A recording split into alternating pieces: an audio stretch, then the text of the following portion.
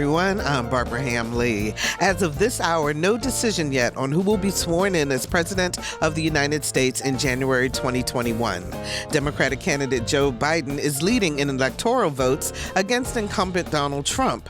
Georgia, North Carolina, Nevada, Pennsylvania, and Arizona are all still in play as vote counting continues, the latest coming up. And as all of this left you anxious and uncertain, we've got some help with relieving post-election election day stress. Stay tuned. Another View is next, right after this news from NPR.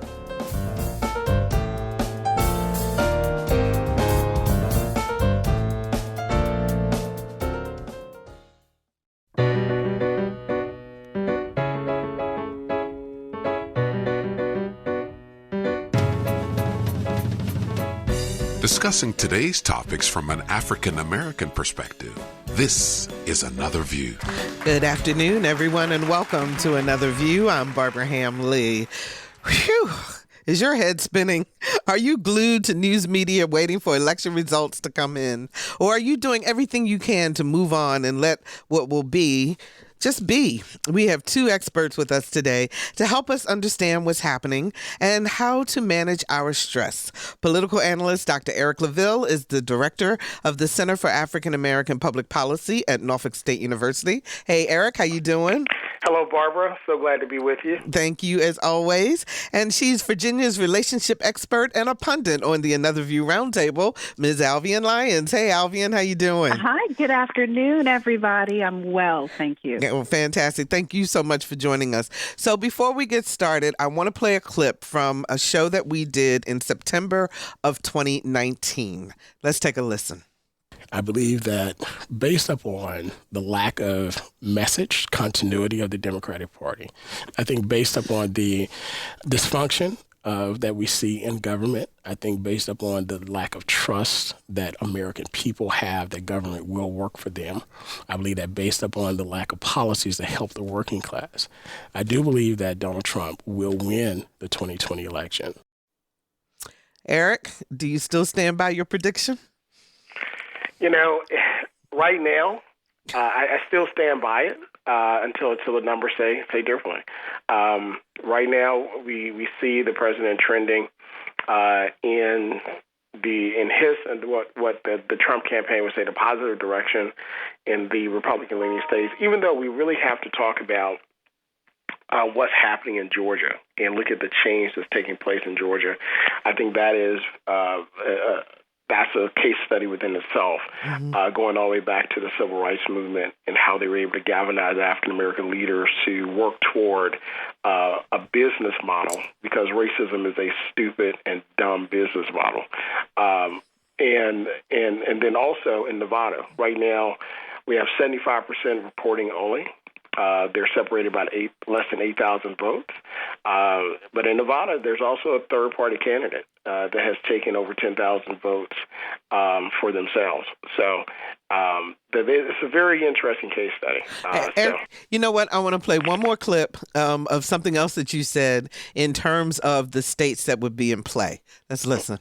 I also believe that the states that will decide this election again will be Michigan, it'll be Ohio, it'll be Pennsylvania, it'll be Florida, and maybe, just maybe, North Carolina. So you're pretty spot on. Yeah. And listen, I gave you all the information for free. Keep that in mind. People pay millions for this. Well, and that's another whole discussion in terms of what the pundits and all the pollsters were saying. Have been off again. Exactly. And I want to delve into why you think that's happening. But Alvean, I saw you nodding your head as you were listening to Eric and what he was saying about the presidency or the race to the presidency as we see it right now. Well, I think that what's so interesting is that there is a landscape that the political pundits, seem to miss every single time, which informs a lot of what I believe Eric was speaking to. You know, that if you understand the human factor associated with this, that politics is just people. That's all it really is. It's the business of people. And if you don't understand the customer that you're dealing with, you're always going to have the wrong product for sale. And what's happening too often, and unfortunately more often for the Democratic Party, is that we don't know our customer as well as we need to know our customer. Now, let me be clear. That is not to suggest that, even when we look at the popular vote right now, Biden is definitely winning. He most recent is right around 72 million votes for Biden, 68 million votes for Trump. So I'm not suggesting that in the popular vote that we still don't represent the majority as Democrats per se. But what I am saying is that the anticipated blue wave that we've missed both election cycles is a byproduct of not knowing your customer. And when you understand who the human factors associated with politics, the underpinning, when you stop speaking in echo chambers, you're far more likely to have a real granular understanding of what states are likely to be in play. So when Eric spoke to that in 2019, it meant that he really had his finger on the human pulse inside of this, because it's far more than just about policy. It's more than that. There's so much feeling associated with how people do what they do, and that feeling that has all kinds of systemic implications, really has us in the space that we're in right now. America is almost split right down the middle. Eric? Yeah, what Alvean was speaking to is not just the pundits, the pollsters don't know their customers. One issue that we really deal with here in America is that America has a very hard time embracing our past and how that plays into our present. And it's a very ugly past. It's a past built up on 350 years of misinformation about non-white people. It's a past based upon ignoring the horrors and the horrific institution of slavery.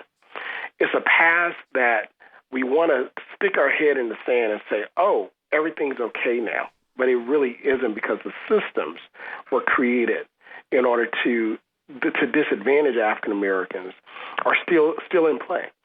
So when we as America don't deal with that earnestly and look in the mirror and say, listen, take off the mask, this is who we are, right?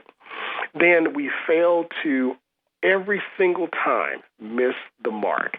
And it happens in politics with the pollsters. They've been off. I mean, terribly off, because they won't admit what's going on. And there's another aspect to that, Barbara, just very quickly.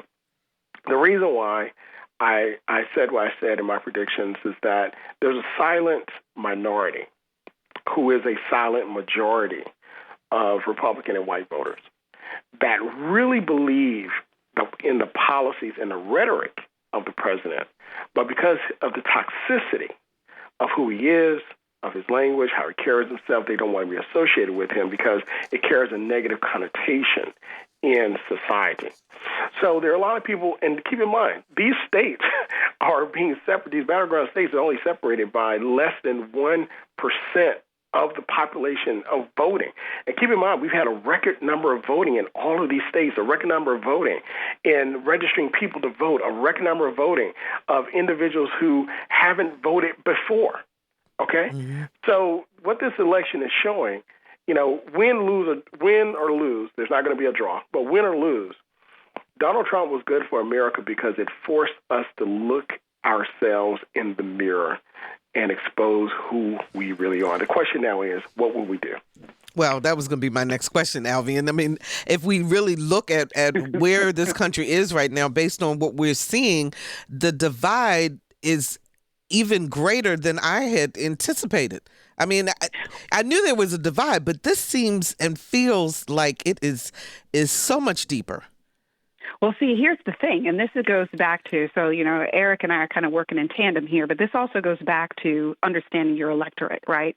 See, even when we look at, if we look at Florida by itself, mm-hmm. the Hispanic vote had everything to do with why Donald Trump performed as well as he did. Okay, so, but when we think Hispanic too often in the United States, we think of Hispanic as a monolith. But the Hispanic population is Mexican, Cuban, Puerto Rican, Spain, Spanish, Guatemalan, El Salvadorian, some of my family from Colombia. There are so many facets that make up what it means, which also adds to the fact that for Hispanics who came out of, and we're going to use that bad S word, the socialism word, for Hispanics who came out of a socialist society in order to try to get to a more profitable life with the opportunity for upward mobility. The Democratic platform, when you hear somebody say democratic socialism, they don't hear it the way that Americans might hear that. American Democrats may hear that. They hear socialism that they just escaped. And the last thing they want is to leave something to come right back to that very same thing. So the Cuban population represented a significant portion of the Hispanic population that supported Donald Trump in Florida.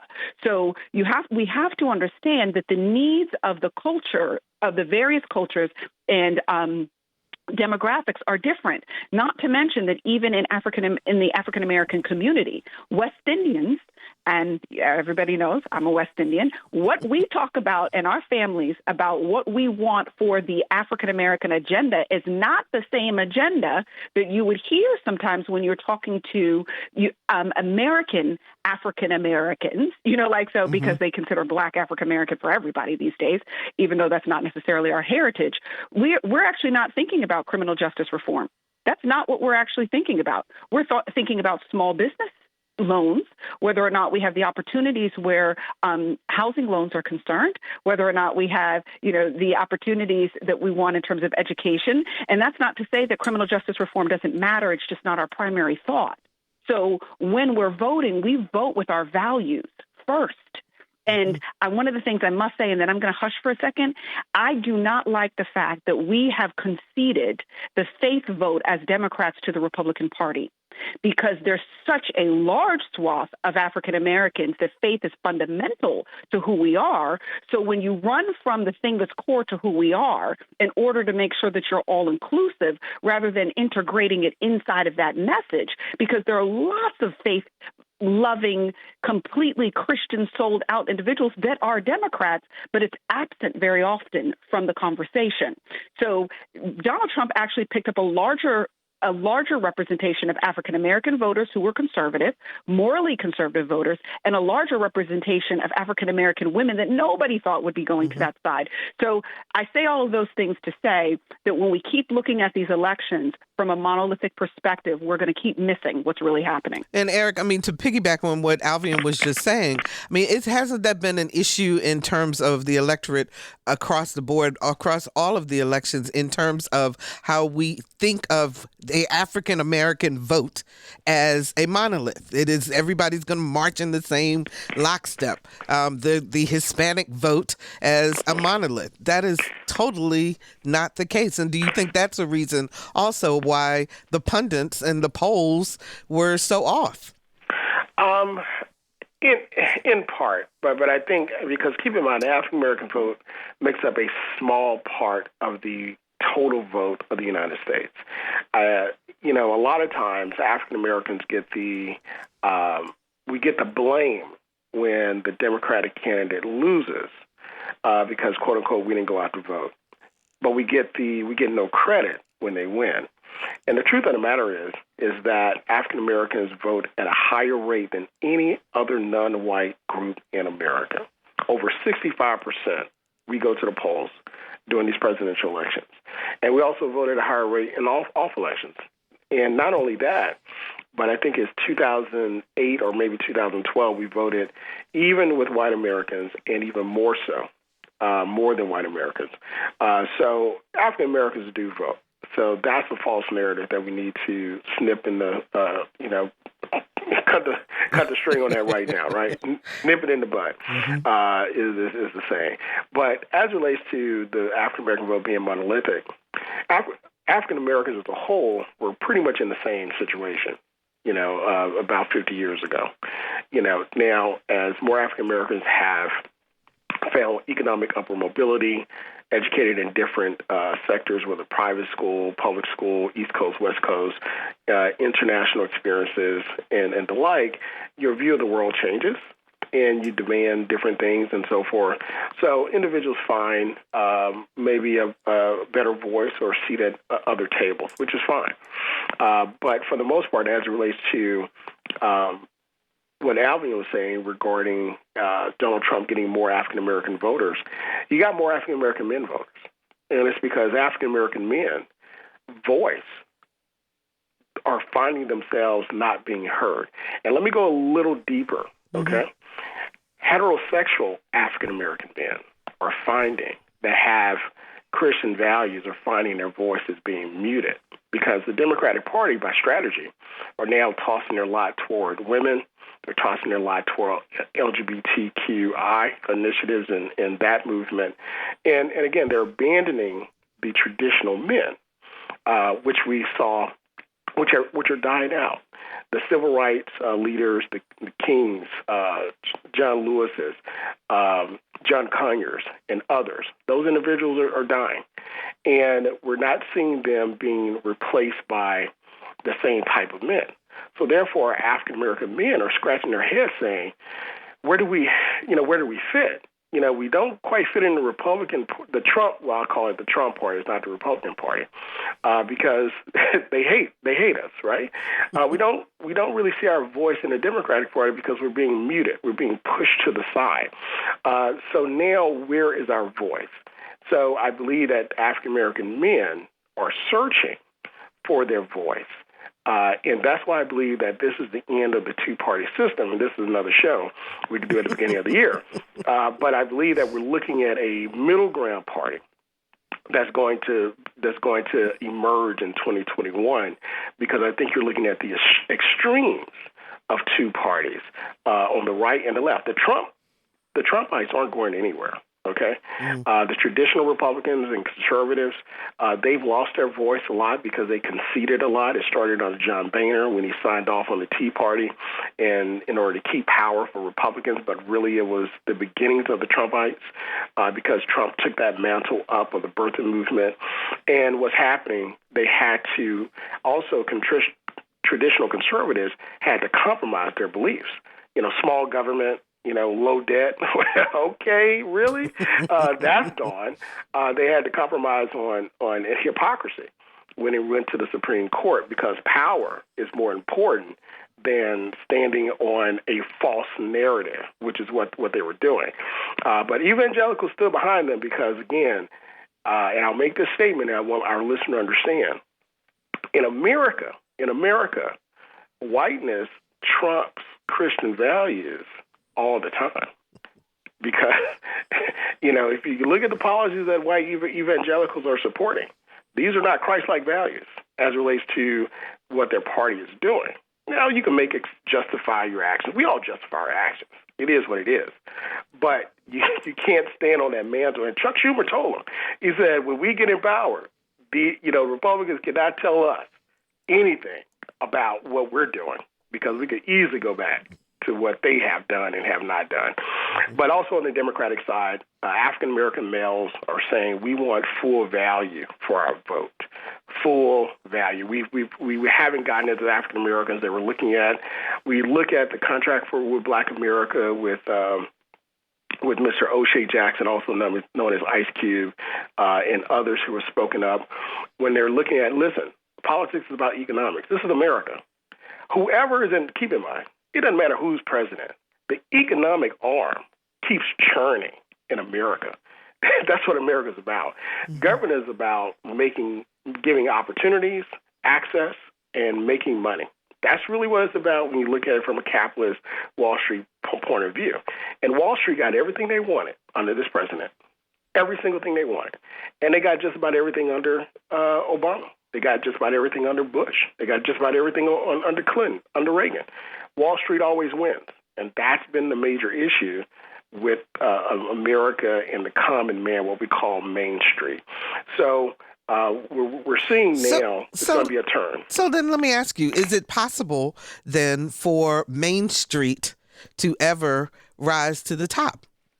Because if it's all about the economics, then does that mean that there will be a permanent upper class? There will always be a permanent middle class, maybe, and it'll be working middle class, and then obviously the lower class. Yeah, exactly. Well, the lower class is going to get much larger because a pyramid base has to exist. We've always had it in America. In the beginnings of America, the lower class was slavery. I mean, that was the perfect scenario for capitalism. Zero, you had to pay you didn't have to pay your workers anything, and you got maximum effort, maximum profit. I mean, that was the perfect scenario for capitalism. Yeah. But then what ends up happening is that when now you don't have those institutions anymore, you suppress payment, you increase cost of living, and they end up becoming victims, especially with predatory lending, which hats off to Elizabeth Warren in helping to create the Consumer Financial Protection Bureau, to which the Trump administration under Mulvaney tried to destroy. That base is increasing, unfortunately. But here's what's happening. I told my wife, we were up in D.C. Maybe a couple months ago, and we were driving around. We were over in Georgetown area, and I said to her, you know what happened here last week? She was like, what? And of course, I'm going through this conversation we're having, right? And she's like, what? What happened? So I said, listen, last week at Jeff Bezos' home in D.C., they were protesting. He says, oh, okay, well, protest is part of the process. I said, but they also built a guillotine outside of his home. Now, where have we seen that before in history? The French Revolution, right. When they pulled the monarchs, when they pulled the upper class, who were getting so much more than the people, or what at that time called the peasants. Mm-hmm. They say, you know what, we have to flip this thing upside down. So we can run afoul if we repeat those same mistakes. And Jamie Dimon, to his credit, I've mentioned this before, his letter to the shareholders made that statement to them. Listen, we've got some economic inequities and inequalities that if we do not address, then this gravy train that we're riding on is going to end very soon. 440-2665 or 1-800-940-2240 are the numbers to call. We're talking about the presidential election and where we stand in terms of the vote count, and also how we're dealing with the aftermath. What is yet to come, and how do we handle ourselves in terms of our emotions? 440-2665 or 1-800-940-2240. Alvean, I want to ask you a question about relationship, because as I look at and listening to people as they were coming from the voting booths and being interviewed, the exit interviews, and hearing particularly women talking about why they were still supporting President Trump, and that as far as they were concerned, as long as their 401k was okay, then all the rest of it doesn't matter. How do you navigate relationship between two people who may not feel, two women in particular I'm talking about now, who may see things differently? In terms of whether the 401k is what's supposed to be the big kahuna, or whether being treated respectfully and not being relegated to the kitchen and the bedroom and and all of that Trump people who follow President Trump seem to believe. So how do you navigate that relationship if you're having conversation with someone like that? Well, it's like walking a tightrope. Let me say that much, okay? Because it's no easy task. We've had some conversation about this before. I have some very good friends that happen to be Republican women, and they are very serious about their support. And what I have discovered over the years is that people read a story the way they want to read a story. It's just like sending a text message. When people are reading your text messages or they're reading your emails, they read it in the voice that they hear you speak. their internal voice for you, not necessarily the voice that you're actually speaking in, not even necessarily with the intention behind the word choices that you made, but they hear they hear you through their lens of you. That can work for or against you. Sometimes you can be really curt in a message, but because they know how much you love them, they hear it with the love that they know you have. Mm-hmm. You could be really pleasant in a message, but because there's some tension between the two of you, they assume you're biting. I have discovered that most of the women that I sit down and have conversation with about who Donald Trump is, and we all are entitled to our own perspectives, right? We can't rewrite the facts, but we all choose to weave them together the way that we want to. There is a measure of grace that they afford him, and they read his dossier the way that they want to see him, not the way we may necessarily see him. Mm. And the grace that they afford him, they will often say, he's not a perfect person. That's their acknowledgement of all of, the nefarious behavior, is that we understand he's not a perfect person, but, and then immediately following that but, they will list all of the women that are in positions of authority, Kellyanne Conway being the first woman to, run a national campaign and win at that level, who handles his press corps, who's handling much of his speech writing. The list goes on and on, that there are so many women, air quote, who have been empowered under President Trump, and that's what they speak to. So him saying grab a woman by their genitalia, on tape is completely dismissed by what it is that he is doing now. And everybody has a past. Now, what's interesting, unfortunately, is that this grace does not translate post or outside of this particular political party. So if I say, okay, well, do we afford the Clintons that same kind of grace? No, they were evil once, they're evil forever. If I say, President Obama, nope, he, Benghazi now yet again, tying him to Hillary Clinton. Benghazi was, his scandal. Never mind what a great husband he was, what a great father he was, that there was not a single scandal inside of that administration, not directly connected to him in any way. The list goes on and on. We pick and choose how we want to experience things. So what I've discovered is that it's kind of like talking to somebody about their own children, that the way that you're going to have this conversation has to begin with the knowingness that this person feels deeply connected to the next person you're going to have a conversation about. And it's not just politics for them. It is often deeply personal. Mm. And we have to try not to be offended by how personal it is for that human, so that it does not have to become contentious between us, that we have very different perspectives about the same individual. If you're just joining us, we're talking about the results of Tuesday's election, or the waiting for the results of Tuesday's election, and how we can all recover from post-election anxiety. My guests are Dr. Eric Claville, political analyst and director of the Center for African American Public Policy at Norfolk State University, and Alvean Lyons, Virginia's relationship expert and a regular on the Another View Roundtable. Let's go to our phones. Elena joins us from Norfolk. How are you?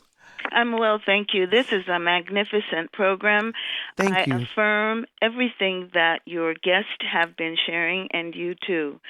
I am one of the people who is able to have whatever organization I belong to check several boxes. I am Black. I was born in a Hispanic country. English is my second language. So I have the opportunity of hearing and eavesdropping and overhearing, I should say, lots of things. Yes, the groups are not monolithic. People vote according to what it is they bring to it, as was said. With that, as with the people who seem to vote for Trump, there are those within each of these groups, Black persons, Hispanic persons, Asian persons, all these groups, who feel that they are not like the rest of them, in quotes. Mm. So there's this idea that I am like you, white, rich, upwardly mobile, etc. So that's one thought. The polls have been off, and I love what has been shared so far, but I would like to add that it may be that deep inside, people understand that the things that they are valuing and uplifting may be shameful and embarrassing. So they don't agree to sharing that in any way that may become public, even on the phone with a pollster. But when in private, they're able to then express that fully.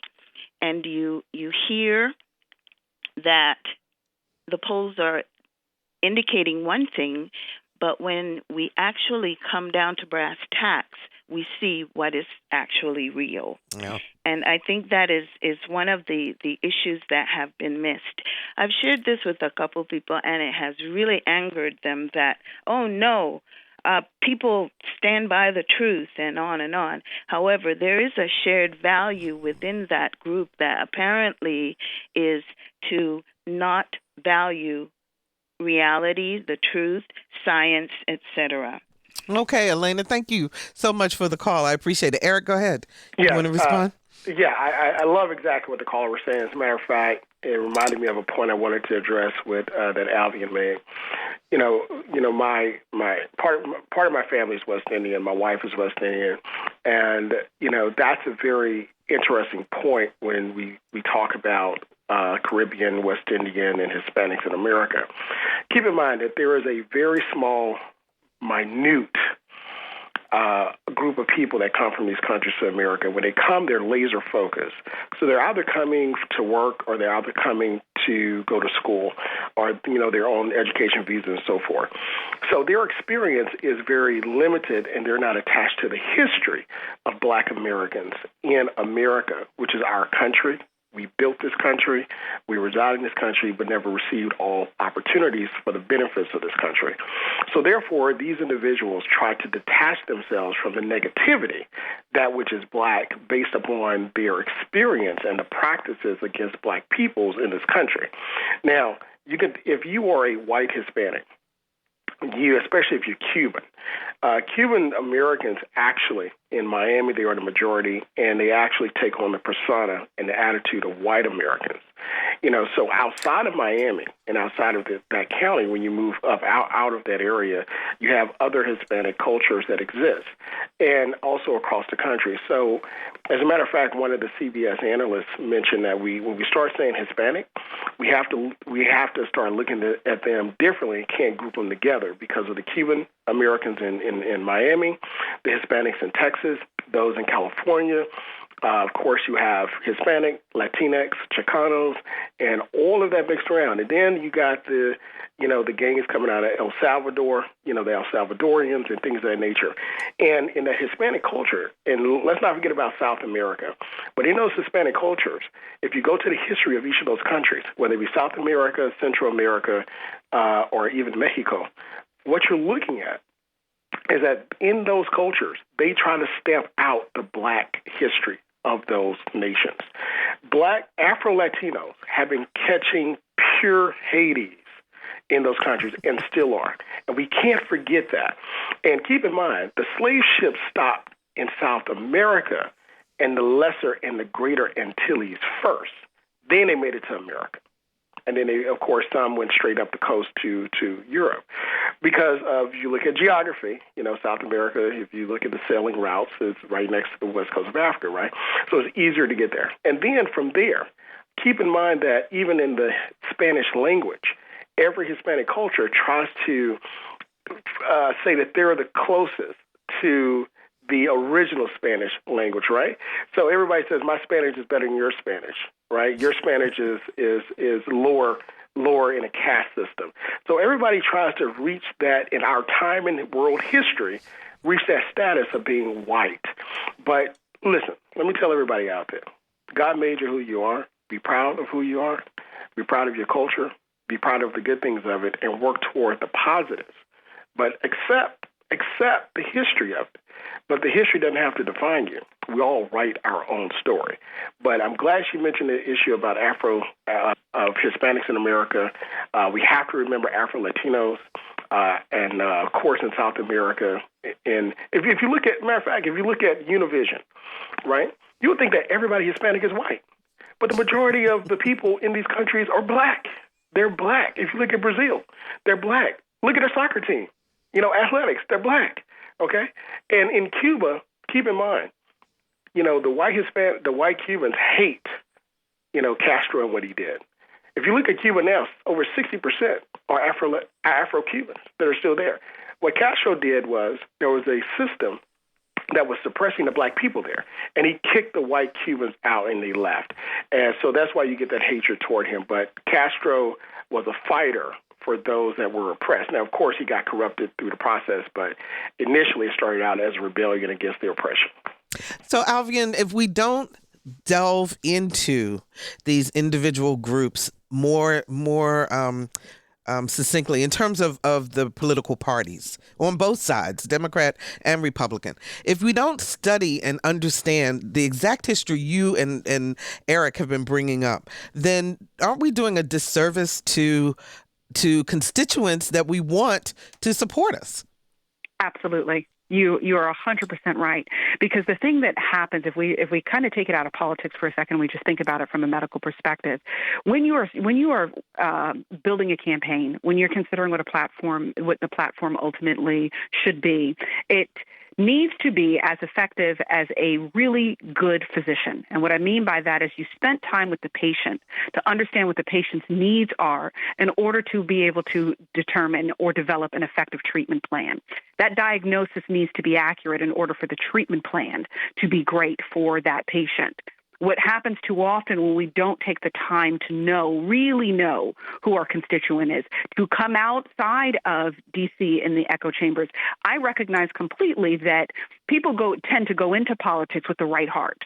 Generally speaking, I know enough politicians intimately to know when they started, it started from a really good place, but it's very easy to disassociate from the place that you're supposed to represent and to become part of this D.C. kind of populace that now you're only talking to other people who think like you think, talk like you talk, and we get into this homogeneous way of communicating, and we become very desensitized to the very things that we came in here to deal with to begin with. And the further we get away from who the people really are, the more likely we are to be inaccurate in terms of what our people are going to need and what they're going to respond to. Part of the reason that Donald Trump is so effective is because he speaks the language of the people that he's trying to make sure that he can have. He knows exactly who those people are. It's why he was able to say that he could stand in the middle of Fifth Avenue and shoot somebody and his constituent will still be with him, because he had tapped in to the fundamental elements. Whether we acknowledge that it's good, bad, or indifferent, he understood the soul of the people that he's representing. And when you are speaking to the soul of the people, they'll give you grace on everything else, quite literally everything else, because they see you as one of them. How else do you think it's possible for a billionaire to become the voice of the working class? How do you think that that's possible? He never a day in his life has he ever been broke. Never a day in his life has he ever had to work the way our working class has had to work. Never a day in his life has he had to serve in the military or as a police officer. And yet he's seen as the champion of all of those demographics because of his unique ability, and call it whatever you want, but his genius at being able to speak to who those people really are. They feel like that's their person. So we have to become more effective in connection. And connection is only possible with relationship. And relationship is only possible if we invest the time to get to know who it is that we're really trying to serve. Callers, hang in there. We're coming to you. But go ahead, Eric. Yeah, just very quickly, because I want to get some of the callers in. What Alvean is saying is that the reason why he was able to connect, dictators are able to do that. Hitler was able to do that because keep in mind that after there was a really big issue with Wall Street, well, not Wall Street, but the upper elites getting more than the people. So he tapped into that dysfunction. He tapped into that hatred. He tapped into that want. And what he was able to do was then generate and also tap into the hatred for, at that time period, the Jews that were in the nation that people felt were getting more and more. And I just want to make this quick statement as well. I know we're talking about black and white, but this same group also has an issue with Jewish Americans and the gains that they have made. in the United States. Now, this group of individuals support Israel based upon Christian viewpoints of white evangelicals and the like, but there is a disdainment for Jewish Americans and their success here in the country. We can go all the way back to Henry Ford and look at his letter that he wrote warning about the Jews in America. We can look at Charlottesville when they yelled, "Jews will not replace us." So we can look across the board, and we cannot ignore that. We can look at the massacre in the Pittsburgh synagogue. We can look at the individuals desecrating Jewish cemeteries. So this is real, and we really have to deal with this if we want to move forward in our country. All right, let's take a couple of calls, and then I want to come back to where do we go from here. Let's talk to Mark in Norfolk. Hi, Mark. You're on the air. Yeah, good afternoon, and kudos to Dr. Claville. I think he and I were in the same camp in 2016. I thought that Trump was going to win, and he openly announced that Trump was going to win. And you also hit on something else, Dr. Claville, when you talked about a third party is going to be imminent, because I know a lot of my fellow friends who are African-American males who voted for Trump, and he voted for a myriad of reasons. One, you mentioned they're under the quote-unquote, Christian faith, they're married, and they're seeing things from a amoral standpoint that's going off the rails, and so they basically voted their morality interests. But in addition to that, what's also being lost is, and there's some conversation that's starting to circle amongst us African-American men, is great for all of our African-American sisters who are excelling, and that's awesome. But then we also see there's almost like a subliminal attack. And so we're trying to figure out and have a conversation about how do we maintain our relevancy as we move forward in this era. And the last thing I'd just like to say is I'm so happy that the pollsters are getting it wrong. And I hope they continue to get it wrong, because then that means they're going to have to do more of a grassroots search and do their research to see what's on the minds of the voters. Okay, thanks so much for the call, Mark. So, Eric, you want to respond? Yeah, basically, one great thing about Another View is that we're able to, speak the truth and speak what other people are afraid of speaking, not because of it's not true, but they're afraid of the retribution that they'll receive. And I get it. I understand it. But, again, as we speak truth, it's about just simply allowing individuals the ability to be a part of, not to point fingers at anyone else. And again, politics is about strategy. So again, as I mentioned, that the Democratic Party is throwing their lot toward this strategy because they see the future and their interest, and the the Trump Party is throwing their interest toward this lot because they see their interest. It is politics, so there's no problem with that. But the problem is that you have to X out some people. And in the African-American community, it's traditional families, it's African-American men, especially blue-collar workers, and those, again, who have Christian views. And then on the other side, on the Republican side, you X out moderates. So Carla Fiorina, she actually talked about the discussions about a third party of moderate Republicans like herself, Mitt Romney, and others that don't really agree to the extreme views of the current Republican Party. So I feel that you're going to see a merging of those two factions and others that share those views, and that kind of want more of a centrist governing in the country than anything else. Mm-hmm. Alvean, to Mark's point about the division that could happen between black women and black men, African-American women, African-American men. Do you buy into that there are other forces there? So they're elevating black women. Black women are starting more businesses. We're in more of the corporate area, moving up, and black men still are struggling in terms of trying to reach some of those heights. So do you think that that's deliberate? So do I buy into it? Yeah. I think that what is always going to be true is that our nation is built on playing chess, not checkers. So there's always a strategy associated with what is taking place. Now, people can only play with you if you let them play with you, though. So what is our responsibility as a community of color is to not allow the house Negro and the field Negro to be divided again in 2020. Because what in essence is happening, if we were to suggest that that is true, that is what the covert agenda is, let's just for the sake of this conversation say that that's the case, then that is like to elevate women to house Negro status, just so that men can become field Negroes and can hate the women that they're able to have access to the house.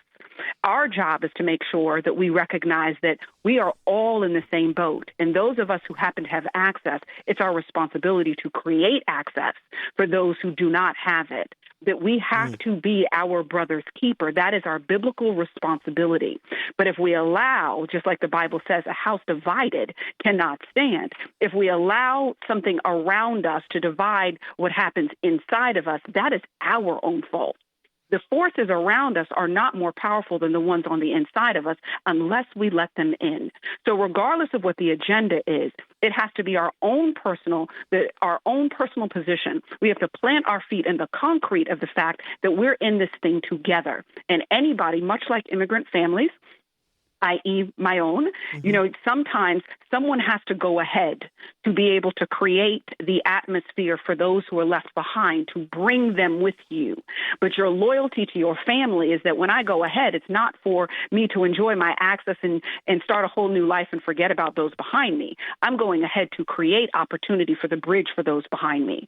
So African-American women of color who are given these opportunities, we have to make sure that at no time do we allow for someone to burn a bridge that we are responsible for maintaining. Okay. Eric, go ahead.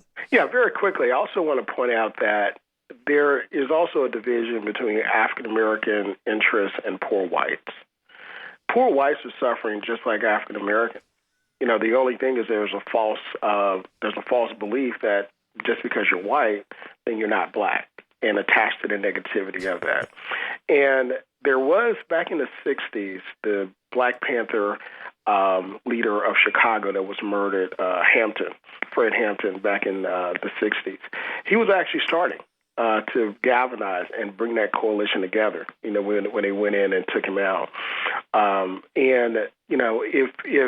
If working class whites, working class African Americans, that's really one of the strongest coalitions that can exist today, because we all have the same issues. We all want just about the same thing. Everybody wants to have their home, their property. Everybody wants their kids to go to good schools.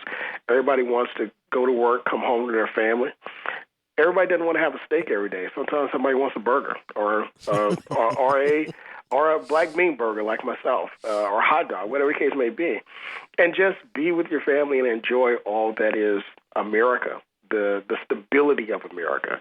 And we have to ensure that we keep the stability of our country, because ultimately that's why America works. That's why the economic arm still turns. That's why investment is still high. International investment into the United States is seen as the number one investment in the world, because we have stability. And it's incumbent upon the powers to be to recognize that. Again, Jamie Dimon put that out there, and we have to ensure that stays as is. All right, let me try to get one more call in. Mary Alice joins us from Franklin. Hi, Mary Alice. You're on the air. Hey, it's so great to talk to y'all. This is another program that I'm putting on my list to listen to again. I just need to tell you how much I appreciate you opening minds and helping jumpstart my critical thinking. And what Alvean said earlier about explaining why women vote for Trump really gave me a whole lot to think about. Oh, that's fantastic. And we are really always happy to hear from you, Mary Alice. We hope you're doing well. I am. Thank you, Barbara. You're very welcome. So, Alvean, you struck a chord there. We've got about 4 minutes left, so you two that love to chat. I want to ask you, where do we go from here, regardless of who ultimately gets to the 270? One piece of advice from each of you on where we go from here. Alvean, I'm going to start with you. That the mission has to be greater than the moment. We are in a moment that can make us question who we are as Americans on every level. that can create opportunity for a division that can never be sewn back together. But if we decide that our mission as Americans is to be a unified nation, then nothing inside of the moment can be greater than that. Every opportunity to turn us away from each other, we have to choose to swim against that stream. We've got to choose consciously to do what is uncomfortable, to be willing to get uncomfortable, to choose relationship over division, build rather than to create barriers. It has to be a personal decision, and every single relationship matters. There's nothing that's too big, and there's nothing that's too small. We have to change our spheres wherever we stand, because that's our responsibility as true patriots in America, that the healing of the nation has to be our priority. And that's Alvean Lyons. She is Virginia's relationship expert and a pundit on the Another View Roundtable, and we will see you next Thursday. Alvean, thank you so much. And Eric, you get the last word. Well, again, thank you, Barbara, again, WHRV, WHRO, for having this very important program and conversation. Thank to all the callers that called in, and those that didn't have a chance to, make sure that you respond on the Facebook and facebook.com/anotherview. Where do we go from here? Again, I say once again, the ball is in the court of white America. This is your turn. I mean, you have to address these issues. You have to embrace the truth of who our country is and say, listen, there's an advantage that exists. It's an unfair advantage systematically. You may not hold those views, but the system does. And we just have to work toward tearing down those barriers of systematic racism and discrimination, tell the truth of our history and our history books to our children so that they don't grow up as adults being blind and ignorant to what America really is. From the natives people to African Americans to the immigrants that were brought in to labor and then pushed to the side. If we do that, then our country will be even greater than it is. We don't have to make it great. It already is, but we have to understand that we're all here working together for a greater America, for the good of what we believe humans can be. I believe in American exceptionalism. I believe in it 100%. And this is our next step. And we've seen Dr. King. We've seen John Lewis. We've seen Fannie Lou Hamer. Now we have to see the rest of America. Last question for you very quickly, Eric. Georgia, is it a surprise to you? Oh, Georgia is a surprise. I think we have that's a talk for another day. But I think that Georgia continues to fall for the president. North Carolina goes for him, also Pennsylvania. The question becomes Nevada. What happens there? So you think Nevada is going to be the determining factor? Oh, hands down. Hands down. Okay, you guys heard it here on Another View. That's Dr. Eric Claville. He is the director of the Center for African American Public Policy at Norfolk State University and a regular on Another View with his Claville Report. Thank you both so very, very much. And thank you so much for spending an hour of your life with us today. You can hear this show or any Another View broadcast by visiting our website, anotherviewradio.org, and downloading the podcast of your choice. And please sign up for our eView newsletter. It's a once-a-week reminder of upcoming shows. Check us out on Facebook, as Eric so eloquently said, and I'm on Twitter at Barbara Ham Lee. Next week on Another View, the conversation continues with the Another View Roundtable. And don't ask me what the topics are, because who knows what's going to happen between now and next Thursday. Our theme music was composed and performed by Jay Sinnott. Lisa Godley is our show producer. Todd Washburn is our audio engineer, and Dr. Barry Graham answered our phones. I'm Barbara Ham Lee, so check it out. The pandemic is not over. So please wash your hands, stay socially distant, wear a mask, and join us again next Thursday at noon for Another View.